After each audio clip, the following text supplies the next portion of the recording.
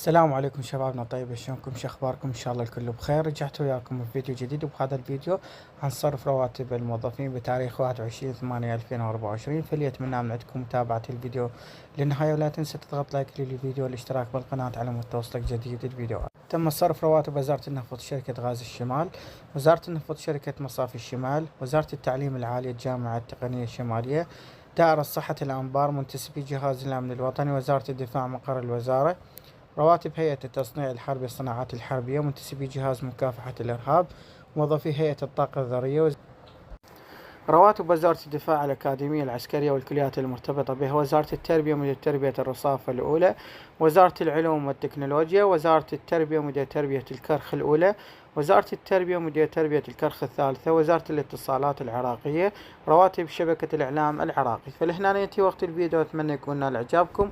السلام عليكم ورحمة الله وبركاته.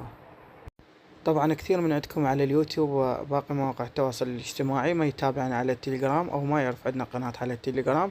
قناتنا على التليجرام اسمها ميسات اخبار، بس تكتب راح تظهر لك باول نتيجة بحث، وان شاء الله راح يكون رابطها باول تعليق. انضم لها وتابعنا اول باول.